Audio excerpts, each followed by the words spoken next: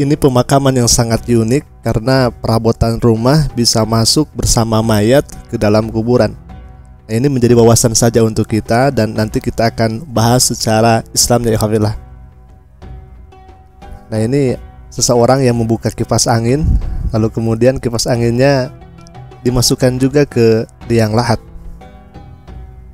Ya, ada beberapa benda di sana, ada kipas angin, baik, sudah masuk ke dalam liang lahat, dan ternyata ada motor juga, ikhwafillah.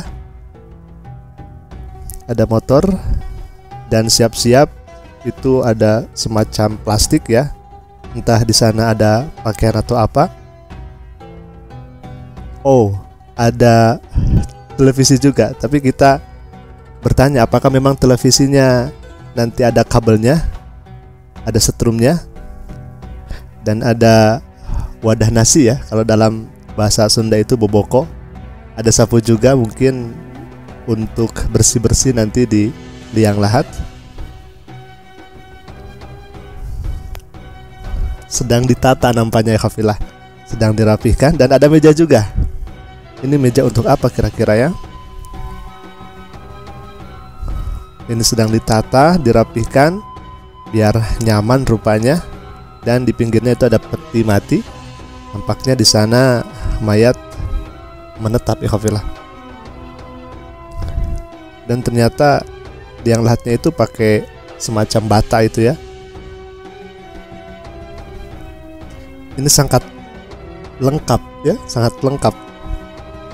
Perabotannya sangat lengkap.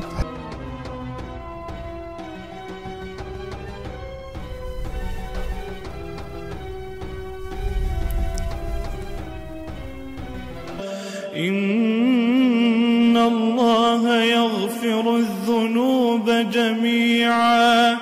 Inna Allah yaghfiru adh-dhunuba jami'a. Innahu huwal ghafurur rahim.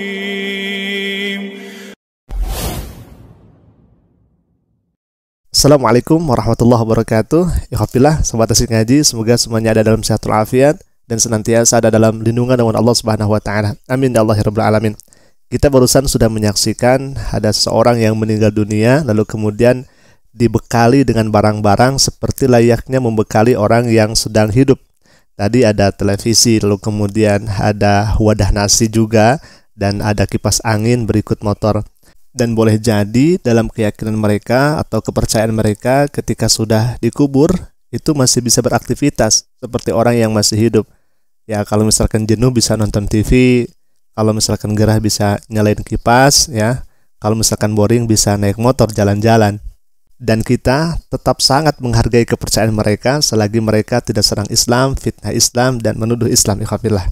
Sebagaimana tadi kami menyampaikan atau menampilkan video ini hanya untuk sebagai wawasan untuk kita, pengetahuan untuk kita, ternyata ada di agama saudara-saudara kita itu seperti ini, ikhwafillah, dalam prosesi pemakamannya. Hanya saja kalau misalkan diminta saran untuk lebih manfaat lagi benda tersebut, ya benda itu seperti motor dan sebagainya itu boleh dikasih ke keluarga, kerabat, atau teman dekat supaya lebih berasa begitu ya untuk pemanfaatannya. Berbeda kalau misalkan benda tersebut dipakainya oleh mayat, itu kan lain cerita, ikhwafillah.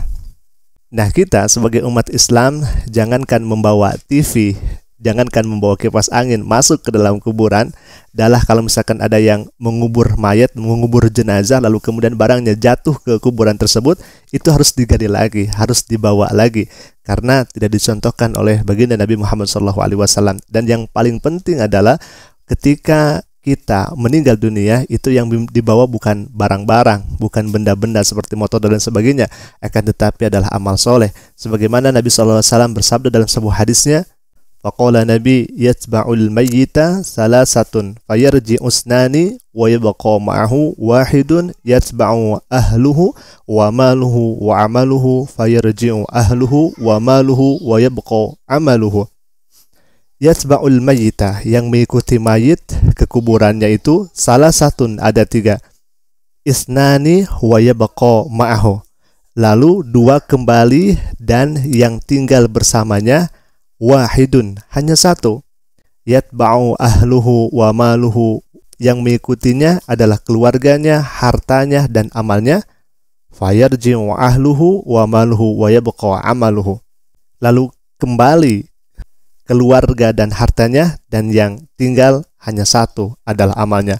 Hadis ini diriwayatkan oleh Bukhari dan Muslim dari Anas bin Malik radhiyallahu anhu.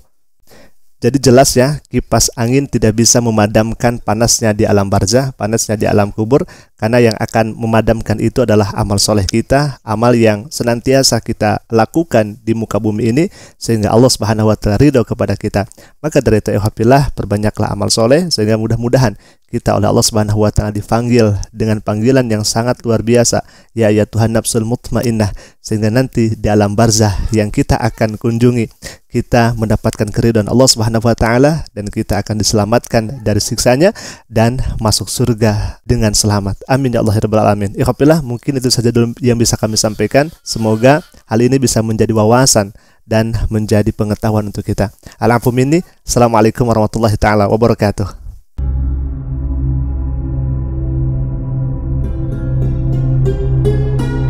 Thank you.